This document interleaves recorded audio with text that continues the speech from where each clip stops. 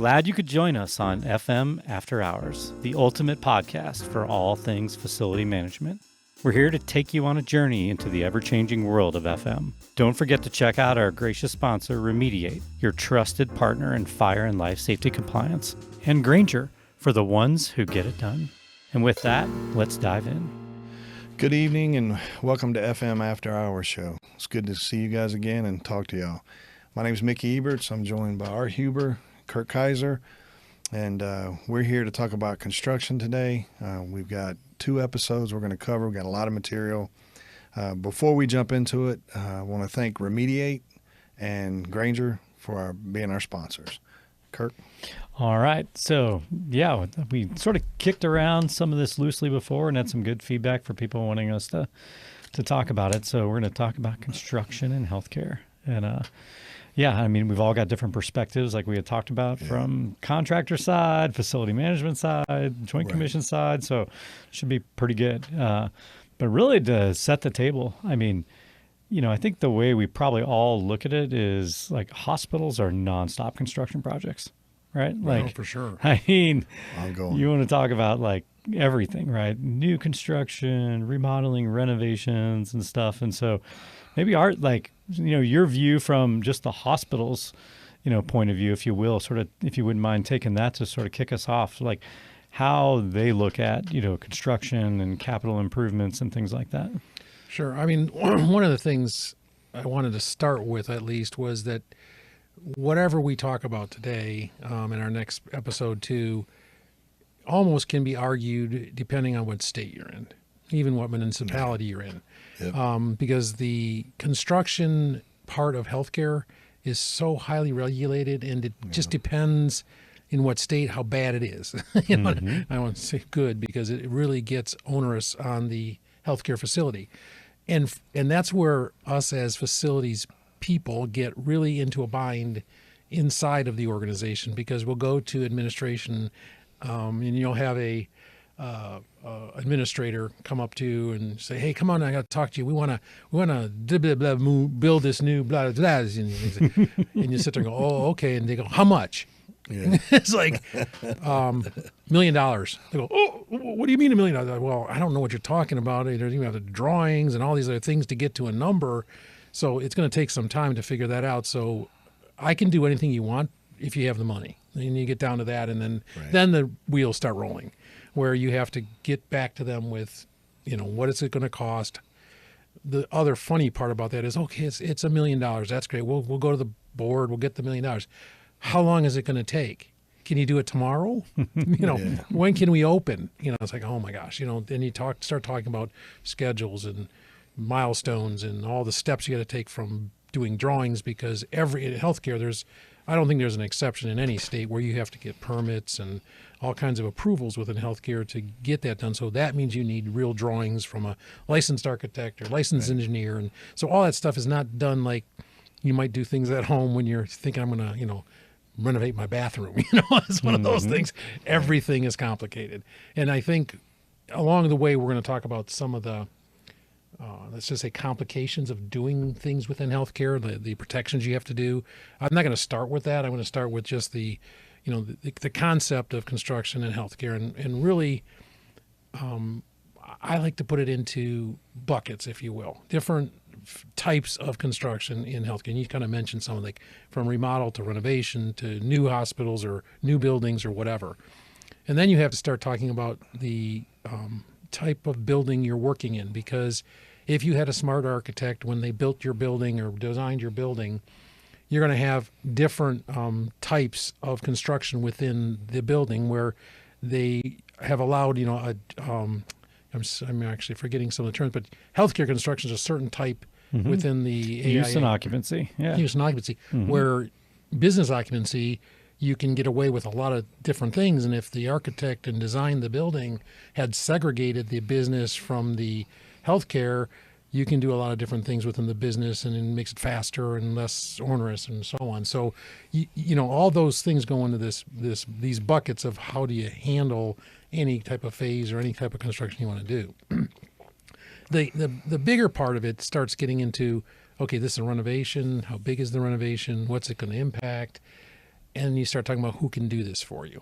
Like, I don't think we ever really accomplished, although we tried, having in-house construction. Yeah, that's a good point. For the most part, we're talking about outsourcing. It's almost right.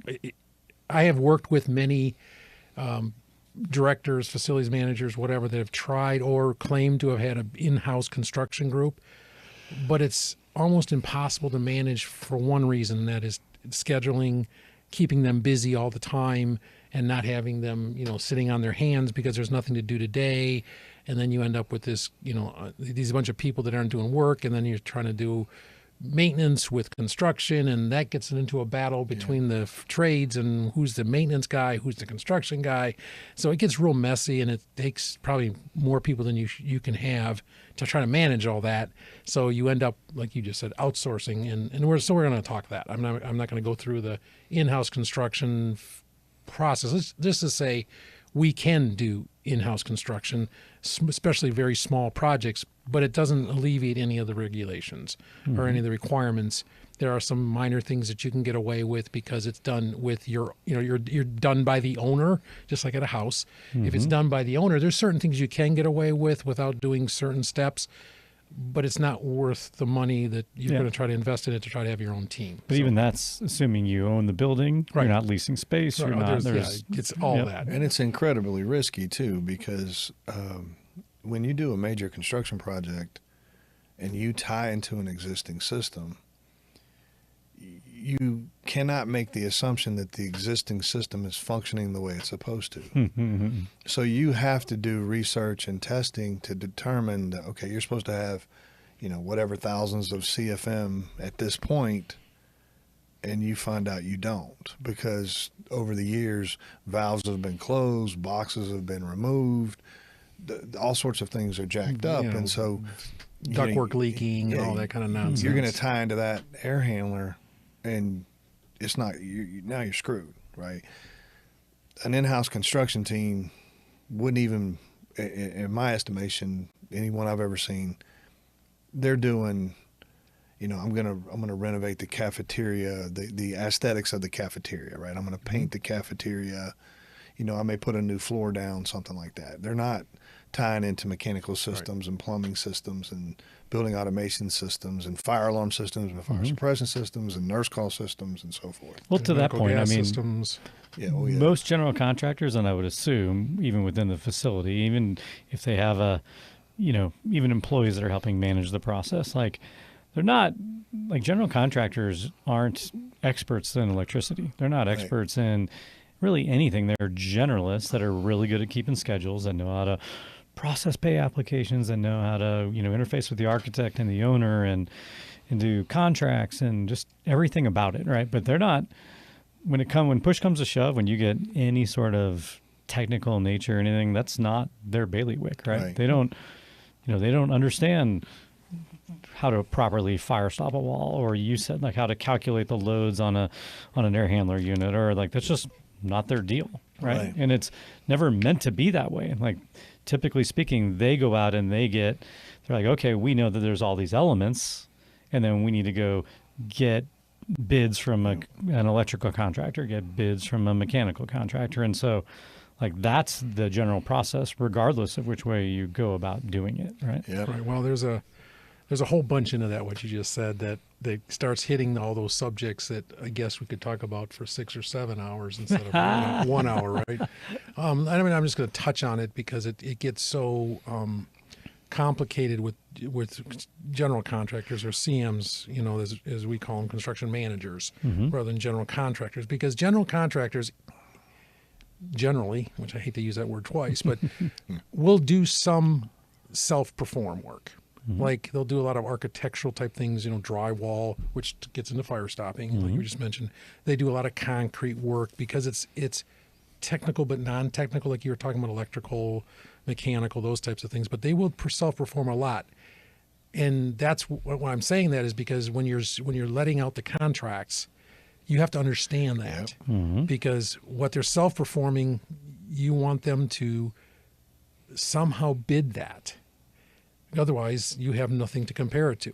And now I'm getting into the whole bid world and the conversation around that. Now, so I'm going to back that up just a second. Mm-hmm. So when I talk about construction size of projects, there, and you said it right from the get-go, there's all kinds of types and projects and remodels, and do you want to do a full-blown construction contract with a general contractor or a CM or whatever to do a minor renovation of the kitchen cafeteria?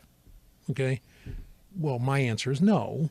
But if you don't have the things set up to do that, your administration is going to want to see that you got 3 bids, Mm-hmm. that everything's competitive. So through the years, we've developed several, and I'm sure it's not unique to us, but we Right. learned it from others, and I'm sure, and I just don't remember who it was, and I can't give credit to that.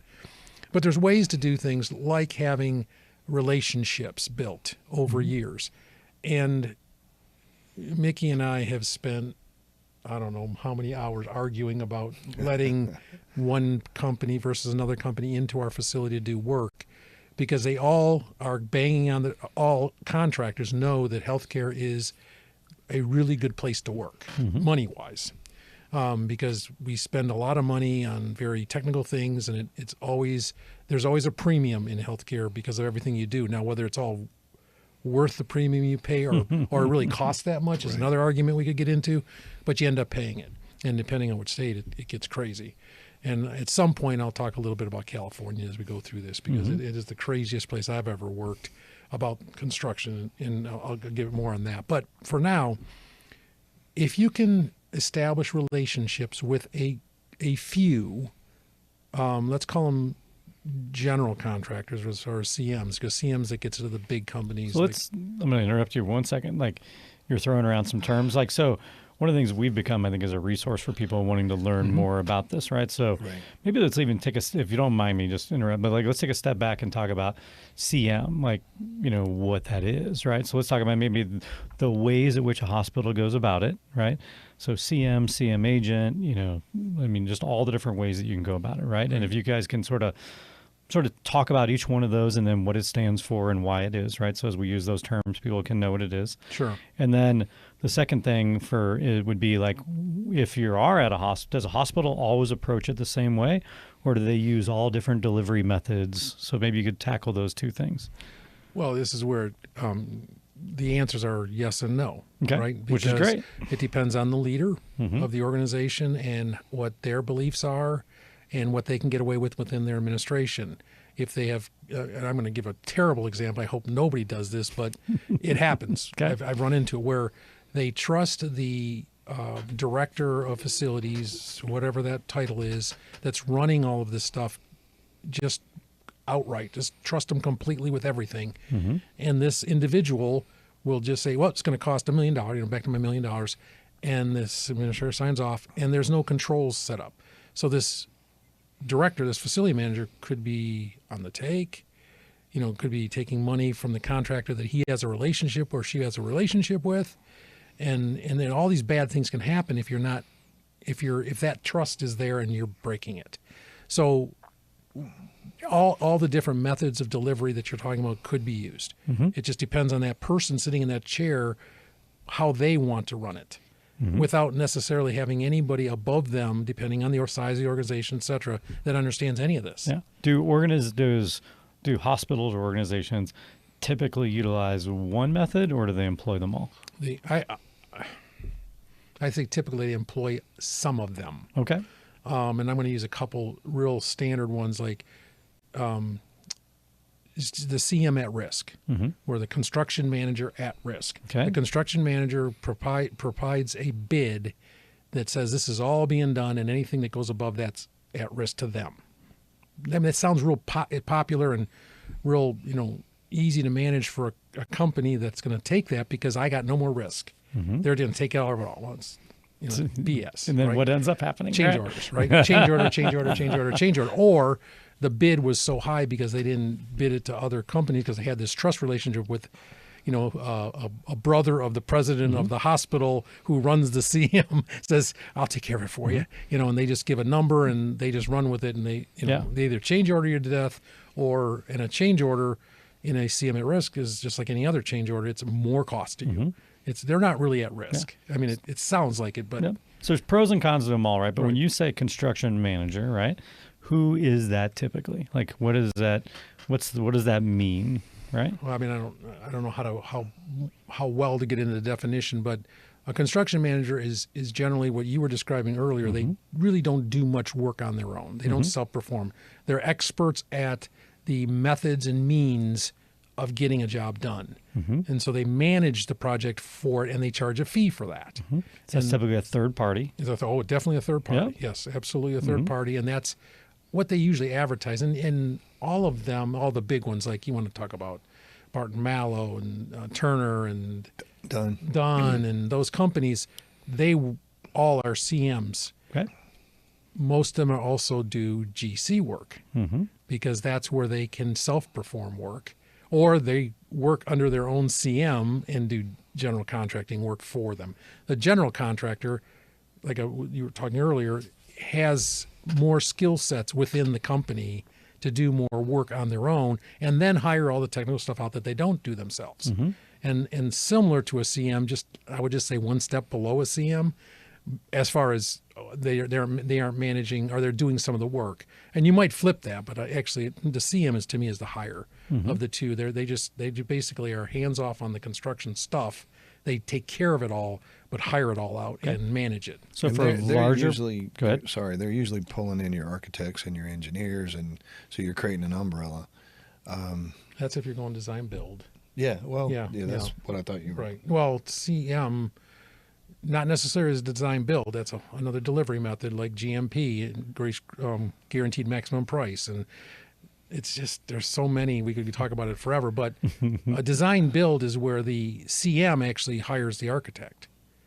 And then there can be a CM and an architect that the company, the hospital hires, and the CM manages a project and creates like a triangle, Right. which is what we like, is you have more parties that Give you information. give you information and have something towards you. You don't stack it linearly, or just up and down, right? You divide it so that not everything's going through one person, and then they all get in a room, come up with the bad news, and figure out how to tell you. Yeah, that's right. And how to protect each other, right? So I think one of the answers to your questions is, astute construction leaders in healthcare will use all of the different types of method of delivery depending upon what they're facing, Okay. right? Yeah. Perfect. I think that's the best way to say it. Now, what's sad is I don't think most people don't do that. I think most people do the whole, hire an architect and then let the architect sort of take the lead. Yep. And the architect will go get the engineers. The architect will set the schedule. They may bring in a GC, but then the architect's sitting at the top of the pyramid and I hate that. Well, and one of the reasons we hate that is if you look into the world at all of this and you've been in it, there's a standard set of documents that are generally used for contracting. And lo and behold, they have been designed and made by somebody called the AIA. They're AIA construction documents, which is the American Institute of Architects. American Institute of Architects. Yeah.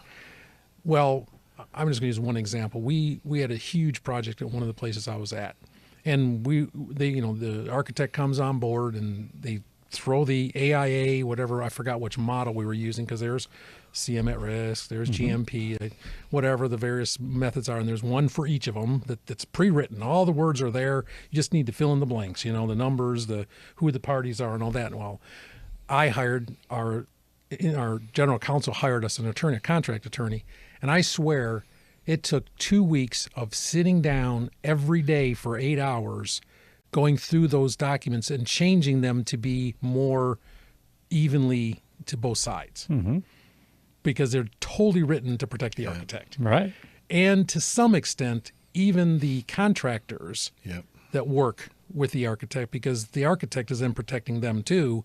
Now there's a little bit more, balance towards the owner and the contractor, but still it's in the favor of them versus If the they're owner the ones creating. Right. creating it, right? And there's a whole series of documents by the AGC, the American You're talking about the General construction Contractors. guidelines? No, the AGC, the American, I think it's American General Contractors Association or something like that, have a set of their documents That are towards them. towards them and less to the architect. But if anybody reads the AIA documents, you can read it right away. It's everything's protecting the architect. Yeah. So you spend all your time trying to figure out how to rewrite that thing to protect you some, or you have your own attorneys or whatever. But all that, I'm going back up now. No, this is great. Well, Yeah. but let me, before you back up, what we did was we wrote our own That's what I was contracts. gonna say. Mm-hmm. Okay, That's I'm where I was sorry. going. Go ahead. Yeah, no, go ahead. It says Because- instead of Yeah. pulling in this AIA document, what we did is we created with our, we meaning not us, but our attorneys and us, took whatever documents our attorneys had and created a construction set of documents and said, if you're working with us, you're using these. Yes. Which is which Not you to be don't see a amended. lot of, Right. right? And Right. but what needs to be, because otherwise you're getting even like you mentioned contractors. So building contractors, right, typically use International Building Code, right? Which is different than NFPA and everything else that you use You when get you're yourself in hot water. running a management. So the standards are different when you look at, like, for example, fire doors, and you look at undercuts can be different, right? When you look at, and we've literally went into a building before where like hundreds of doors had the undercut was too big but they're like, hey, the construction documents said called for building code, didn't call for NFPA. And so they met whatever the local municipal code was. Well, you're getting ready to get a building that was from the turnover non-compliant, right? Non-compliant with one code that was compliant with the one another, that they right? wrote it to. Yeah. Right. So it got approved because it was compliant with that code. But you're going to have to go through an occupancy survey by the Joint Commission, Right. and they're going to call out, they're going to survey you to NFPA 80, and now you're going to have a fight with, well, this should be under warranty because it was. And they're going to say we built it to the specifications, to your point, right? So, but we'll fix a change order. Yeah, exactly. We'll replace all your doors. that we just put in. That's right. So, which brings it like another question. So when you're out there, like having contractors, subcontractors, people that have a base level of healthcare knowledge and experience versus we're just going to put it out for bid, right? So qualifying people, not, do you really care how much? That's where we go. Yep. We go round and round. Well, actually, we're usually on the same side on this one, but we have established, let's call it a stable of contractors that meet our requirements to work within healthcare. Okay. Because that's not a common knowledge thing. There are contractors that do know or have some knowledge, and then there's ones that have no knowledge, but they all want to work for you. I was saying it earlier. Everybody wants to knock on your door. They wants to do the work for you because it's a very lucrative place to work. And we're always, like you said, everything's under construction all the time. Right. It never stops. So within that, is that qualified just at the general contractor level or the subs that they use all of it? Okay. Yeah. Engineers, And architects. it's one of the things I was going towards is, it doesn't happen when you walk into a place, obviously, but you develop relationships with all of those groups. Because when you're going out, I'm going to jump to an example, which, it's more or too much information or not enough information. I'm not sure. But you're going out to bid. And at this point, the documents were done, and they're taking these documents, they're sending them out to bid. And your general contractor or CM, whatever you're using, is going to send it out to the subs. And you should have already established relationships with certain subs that you want included. So now you're handing off this list of, okay, you can get anybody you want to bid on this as long as they have these requirements of and usually we use experience. Past experience within healthcare. They have to have this minimum amount of experience within healthcare, but you're also going to include these guys and gals. This companies are going to be on the bid list because we know them. They know what to expect with us. And when we hand them the contract, they already know what they're getting because they've been working for us. Sure. Now, somebody that this CM might be bringing in from another city, another state, whatever, has never seen our contract, doesn't know our place. They're going to struggle to meet, to be selected. they may come in with the low bid on that, section of the code, but they're not necessarily going to get selected because they're low.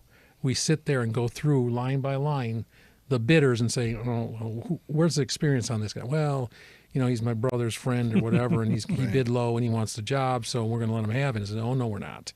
We're going to pay another $20,000 for one of these guys in this group to actually, do that work. I was just going to say, also, you got to think about levels of construction. I think when you're talking, the example you're given is when you have a very large project and you're probably working with somebody like a Dunn or a Turner, and they've got people that they're used to working with, and they're going to come to you and say, hey, we want to introduce these. Mm-hmm. And then we might say, okay, fine, we need to list their experience. We're going to interview. You also have to include our companies. But if you step below that, and I don't know what the threshold is, it's hard to get done to come to a job for less than what, 20 million? Yeah, at least a couple million, depending on maybe if they're local or not. Maybe 5. Yeah. Mm-hmm. So most of your projects that you do are lower than that. The way we set it up, and it took us some time to set it up, but we worked with the facilities department, because essentially how it worked early on in my career, I was a facility guy and he was over me, mm-hmm. but he ran the construction side, and then slowly he taught me what I know about construction. I don't know what he knows, but what I know. So we worked together and we built construction specifications, and it was tied into everything from the type of valves we wanted to be installed that the facility department wanted to maintain. We determined where access panels would go, down to that level, right? Mm-hmm. And then we would do an RFQ for contractors. Mm-hmm. So electrical, and I don't remember the number, but it was like 3 to 5. That was it. Yeah. Right. So electrical contractors, HVAC contractors, plumbing contractors, so forth, all the categories, engineers, architects. Mm-hmm. So now you're on the list. So you can move faster if you have that all set up, and they have to sign your contract. So essentially, you're heading off a bunch of headaches early in the process, right? Mm-hmm. You're protecting yourself. So you're saying in your contract, you're not going by IBC, you're going by mm-hmm. NFPA, da-da-da-da. You spell all that out, yep. Right? And how do you do that? Because you made a bunch of mistakes mm-hmm. in your past life, right. And you're like, we're never doing that shit again. Right. Yeah. Right? The mistakes along the way. One of the first projects I ever did as a facilities director, I probably was 25 years old or 26 years old or something like that, working in this hospital, and I don't remember all the details now, but they decided that they wanted a full-blown lockdown psych unit on one of the floors. Oh gosh. Okay, so I'm going, okay, that's, I get the contractors, I'll get all this stuff, and then I found out all the stuff for that kind of a unit you had to do, and that the state mental health department was involved, that they had to do review of your documents and inspect it when it was done, and I learned all that stuff on the fly. And so you can imagine the kind of mistakes or slowdowns or change orders or stuff I had to run into and go, oh my God, I had no idea. You just have to mm-hmm. run through it, because I didn't have anybody above me that knew anything. They just said, yeah, we want to make this a psych unit. It's got to be a lockdown unit, and it's, do this. And psych safe devices that are not psych safe. Well, I was going to say, the interesting thing is if it's important, you better specify it to what it is or a performance, right? Because if you don't, you're going to get the cheapest thing, right? Oh, and that's how you end up with 17 different types of valves in your place. And then you got to go stock those for if something goes wrong versus one. So the downstream effects of it are huge, right? Of making sure that it's done the way you want it to be Even done. Paint colors. Yeah. Like if you let the hospital go wild with paint, every time we do a different unit, you introduce different paint schemes, mm-hmm. you got to stock all that paint, right? You got to be ready for it. You don't need 17 different whites, do you? Right. No, for real. Yeah. No, I know. And, all my taste is in my mouth, so I couldn't couldn't give you any advice on it. I just follow whatever Right. somebody else is saying, and if they said Yeah. this white versus that white, I'm going Yeah. okay. But knowing that I only want that one from then on Yeah. is when I knew. Oh yeah. It's like So obviously building something offsite, so a new ground up or Greenfield, something yeah. else is very different than being on site, right? So Oh, when yeah. you're on site, are there things that you are way more actively involved with as far as contractors and vendors? Like, do you control who's monitoring the air quality? Do you, like, you know what I mean? Oh, Are there gosh. certain things that you're like, nope, we're handling that, right? I think on both sides, if you're doing a good job, whether it's greenfield or it's in your hospital, Mm-hmm. you're going to have quality mechanisms. Like an example, we always had our trade experts walk through the construction projects. Okay. We had, I can't remember what Carolyn's title was, but Safety officer. Safety officer. Mm-hmm. She would walk through, right, Mhm. and she would make sure that the ICROs were supposed to be we're supposed to put additional fire extinguisher equipment in. So the elements of life safety, you're keeping And infection control. right. We're Right. Okay, we're those two making things. sure that we're checking on the work that the contractor's doing. Now it's much less intense in a greenfield Mm-hmm. area around infection control because the hospital's not open. It's you're just kind of going from the ground up. Mhm. You get inside a hospital and it can get relatively intense. Yeah, and I think the difference there is you have to be careful with what we're saying is it's no less important to make sure all of those features are operating, and that gets into commissioning, Yep. operating the way they're designed to operate, meaning infection control, safety, all those things Mm-hmm. in greenfield. Because you can say, oh, it'll be fine because we're not working inside. We don't have to worry about but you're going to contaminate all your air handlers if you don't have the intakes blocked off Okay, when they're yeah, doing good work. point. So Yeah. all that stuff still applies. It's easier Yeah. on the greenfield because you don't have anybody there actually to stumble over Mhm. or wheelchairs or whatever in the way. But it's just important to make sure it's all being done as expertly as it can be and according to the design, and then works the way it's designed, which that's a whole nother, again, 3-hour conversation on commissioning. And my opinion, Mm-hmm. it's easier to find people that know how to do what Art's talking about in the greenfield space. These Oh, yeah. vents covered that, but when you go inside of a hospital, you almost have to know. It helps a lot if you understand the hospital itself, right? Because every hospital has a different, I don't know if culture is the right word, or method of operation. So, where do you park? Where do you go in and out at? Most hospitals are smoke free. Some aren't. What's your bathroom situation? Are you allowing them to use your bathrooms? Or are you saying, nope, you can't use our bathrooms. You got to have your own, right? Mm-hmm. So you get Appearance, the aesthetics, all yeah. that, right? Yeah. What, how are you allowed to dress? Mm-hmm. Right. You go into a greenfield site, you see some pretty rough looking stuff, right? Inside a Nobody hospital, cares. yeah, Yeah. you're saying no. So does that just change the requirements for the project, or does that dictate who you allow to come in and bid and work on the project? both? Both, I think, Yeah, but both. it's when I was talking about the cultures and getting relationships with the various contractors, even to the plumbers, to the mechanicals, all of that. What I was getting to is when you're doing the projects in the hospital, away from the greenfield, you're going to want to use those same guys on your greenfield because they know what you want, Yeah. Okay. and they know if you can, depending on size, depending on complexity. I mean, if what you're building, there's so many questions go into that. But if you can use those same contractors on your greenfield, great. But in the hospital, we had a system set up where we were getting back to those smaller projects where they already had on file a signed contract. So there was no paperwork to go through other than give me a price, here's your engagement letter, it refers to this contract, Yep. and you can get going. Mm-hmm. And now, And actually, the engagement letter that you're giving them was an attachment inside the contract that they already signed. They signed your terms and conditions. right, everything's done. This they know is what just the an rule set amendment. is. Yeah. Here's your job. Go Yep. do it. And you just use that, and once a year you reviewed all those, because who knows, what happened in the environment where you had to change some language in your general contract with them because something changed with Joint Commission or something. You had to do something different, but you would review that once a year, make sure that's up to speed, make them all sign new ones.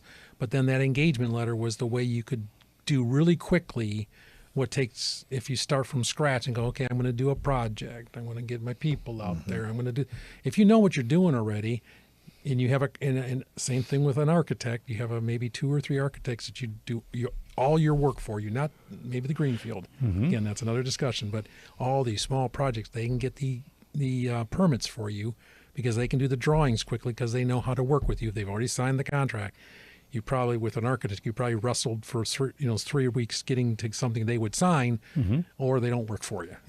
One or the other. But we had that happen. Yeah, where you say, hey, this is our contract. Well, I can't sign that. Well, you can't work with us, right? Yeah. And we would annually bring all contractors, approved contractors, all approved architects, engineers, one big conference room, and we would walk through.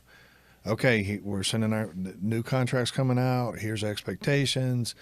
Here's some lessons learned from last year, right? Remember, you don't point fingers, but we had a sprinkler head pop. All your guys got to carry wedges, things like that, right? That didn't go well. Probably not. Yeah. But Tell me about that. Come on. We've had them. I mean, there are a couple examples have happened where. So give me some nightmare stories about oh my gosh, this happened, right? Well, one of them is a sprinkler head, but that one was funnier because. Which one are you talking about? Well, they just didn't put the head in. Was that Randy Callister? Yeah. That wasn't construct. That was no. It was we had our own. This is back to we talked about this ad nauseum in one of our sessions, but we did almost everything in house. We could even at this point, because we had nice set level trained individuals, we could do our own sprinkler heads. Yeah. So I don't remember you know it better than I do for sure because you were there. I mean, literally there. So we had to replace a head in the kitchen, right? And so we're going to do it in after breakfast, before lunch. It's in the cafeteria, so you're not back where they're working, right? And we've done this 1,000 times. Everybody's got the nice set level 2 certifications. I mean, everybody knows. We know where the valves are. We've got written procedures on how to do it. And the guy that did it was our most senior technician, best guy. And he goes up there, he shuts everything down, drains it, takes the old head out, okay, gets distracted, goes and turns the valves back on, and water comes pouring out of the... Oh, yeah, and he's not there. He's not even there, right? I mean, you're down somewhere else turning his valve on. And you get...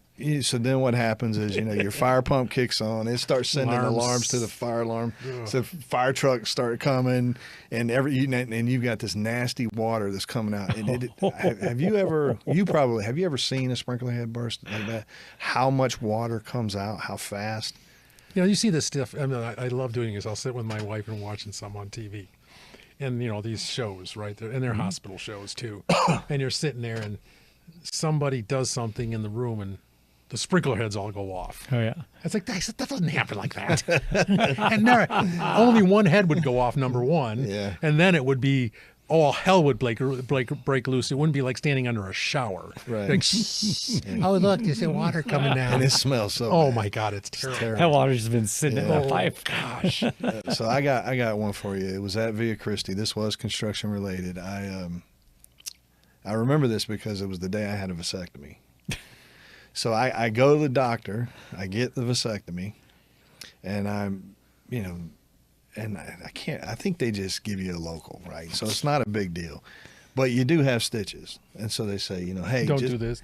Just take it easy for the rest of the day. You'll be good to go tomorrow. Don't work out. Don't run for a week or whatever the instructions were.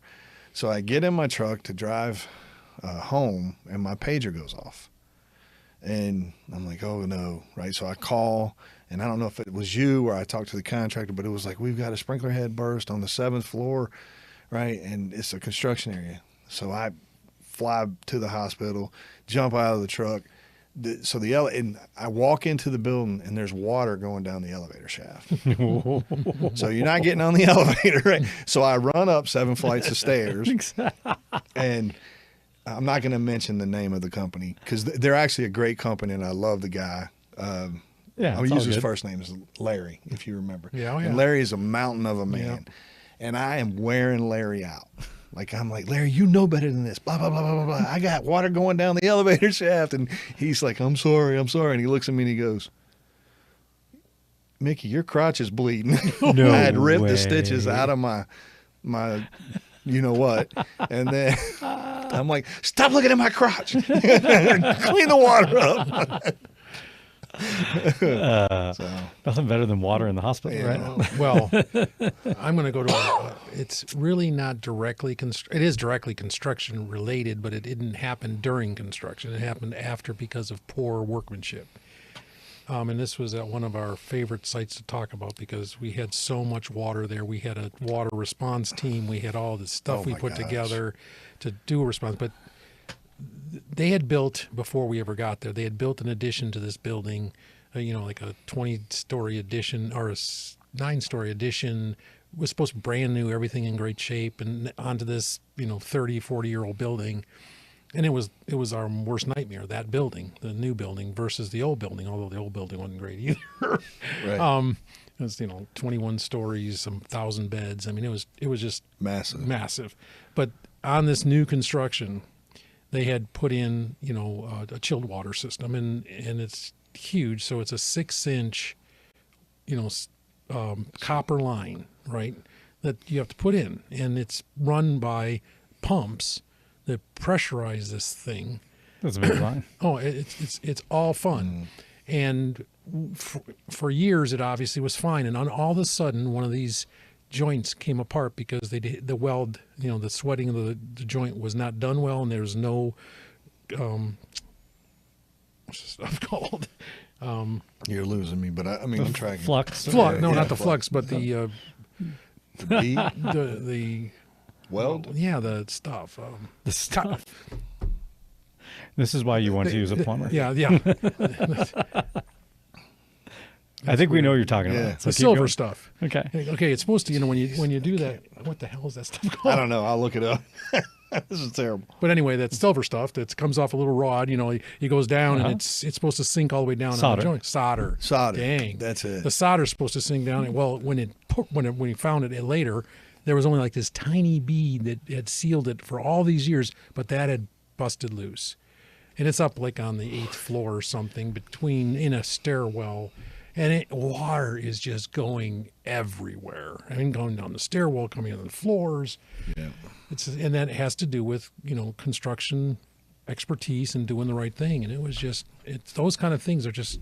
Hey, they got by their 1-year warranty. They probably did. Long past their 1-year warranty. And I don't think anybody, from my recollection, there were any company that had any warranty there because they all just got bankrupt after the contract. They didn't get paid. You know how that stuff goes in some of these city or county-run projects. It was actually 2 counties that ran this hospital, and I was like, oh my God, everything was just corruption. So Yeah, and one point I'd like to make, we probably got about 8 minutes, but I think it's interesting when you have it's an interesting setup when you have a facility leader that's also managing construction, but their expertise is in facilities.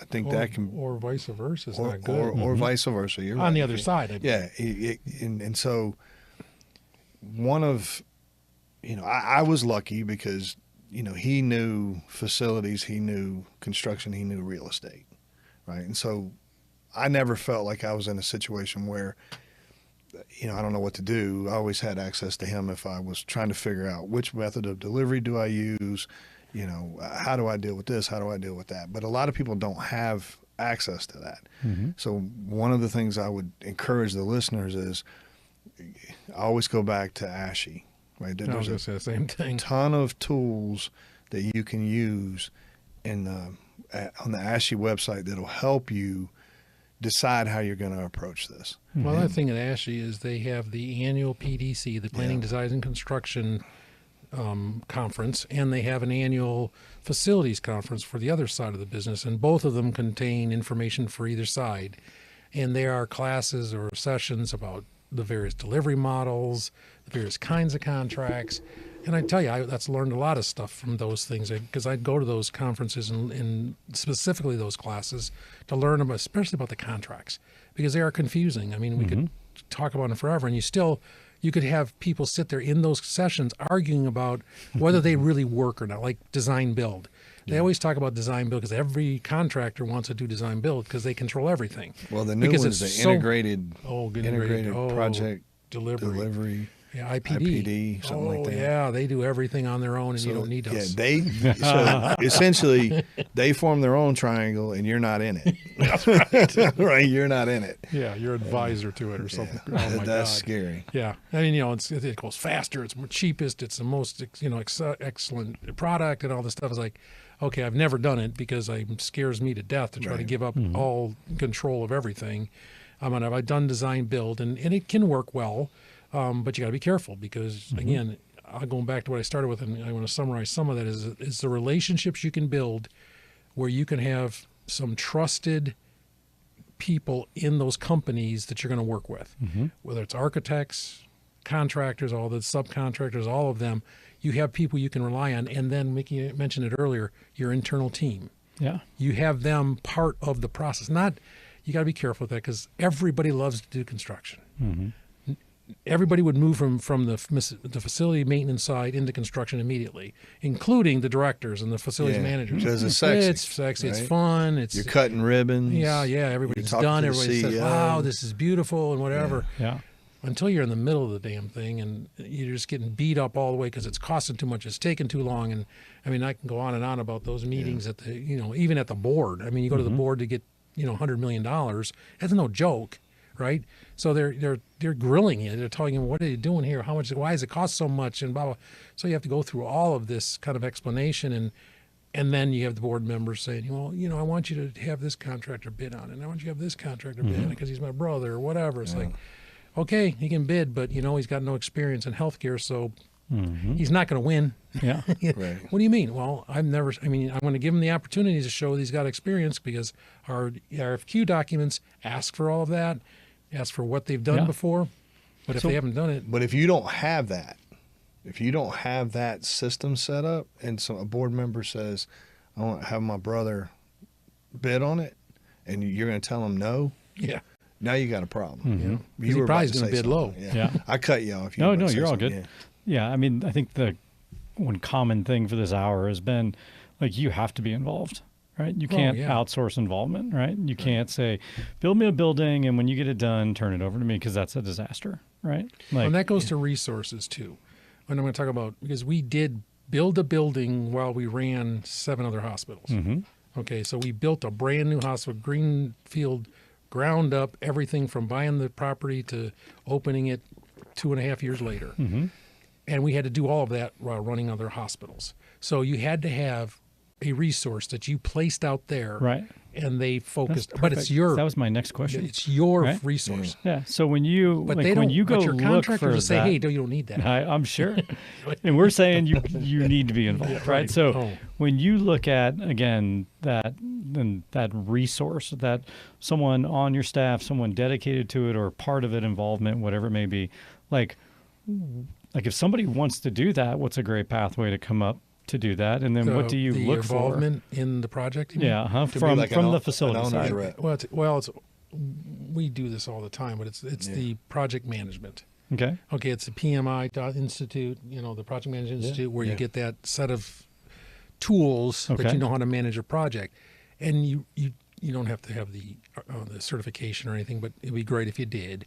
But you have that tool set, you know how to manage a project. You're not actually doing I'm talking owner's rep. Yep. You're not doing it, but you're watching the contractor provide you with all that information that they did do it. So is that typically someone that's coming up through your facility tree? Is that someone you're looking to? We like it that way. Okay. Yeah. We groomed, actually the one I'm talking about, we groomed a guy that was within our team, and that's all he did for 2 years was manage that project. Yeah. Talking about Whitney. Yeah. Yeah. Now, if you're in a situation where again, we were connected, right? So, he didn't have a different agenda than I had, All right. right? And that oftentimes happens. You get a big hospital. I did a survey, a life safety survey for a hospital in, I think, February. Massive hospitals down south, facilities and constructions completely separate. So go to a brand new area, just been turned over, and all of the exit signs in this area, every one of them were installed too close to a sprinkler head. So in an FPA, I think it's 13, there's a table that's basically, if the object's attached to the ceiling and extends down, the head has to be a certain distance away based on how far it comes down, so as not to impede the spray, right? Mm-hmm. There had to be 70 exit signs on 2 floors that every one of them was wrong. And that shouldn't happen. Mm-hmm. Right. And I'm standing there in the middle of both of them, and neither one of them is saying, okay, I'm going to get this resolved. Yeah. Now, it's not my problem because, all I'm doing is telling them what's wrong. Yep. But you need, when you get to a certain size, if you're not connected some way, you have to build a good relationship with each other. Yeah. And summarizing that where we started is and it took us a long time to get all this in place. It wasn't like we started from there. I mean, I did a lot of stuff without all these things in place. But if you can start this base of level of work as you're getting into your organization, contracts that are pre-designed by your team, and relationships and contractors that only work for you and you know them and you have a relationship. And even if that relationship is you golf with them once a year, that you actually know the people. And I was going to mention to you, I don't know if you heard this or not, but you remember EB Construction, right? Yeah. I mean, both of their founders died like within a week, like they're 90 and 85, about 2 weeks ago. I didn't know that. Yeah, I mean, Martin and I forgot John, I think. Yeah, this is a good company. Yeah, I mean, they both died with like 2 weeks of each other. The founders of this company that we did a ton of work with them in Wichita. Wow. Yeah. My wife, we saw the obits. Yeah. Well, guys, we're running up against the time now, so I've only got maybe a third of the way through our list here. So, well, that's good. We did good. I know, exactly. So, maybe we'll have a second session coming up on this topic, because there's, I think, tons of other great fruit that we can get from this, and glean your guys' experience and talk through this. So. Sure. If you guys are good, we'll sort of put it on hold for the next session, and we'll try to pick up where we left off and have a part 2. How's that sound? Sounds great to me. Yeah, me too. Cool. Thanks. Thank you for hanging out with us on FM After Hours. Make sure you follow us on all of our social media platforms for your regular dose of facility insights. As always, a big shout out to Remediate and Granger for their gracious sponsorships. Catch you next time on FM After Hours.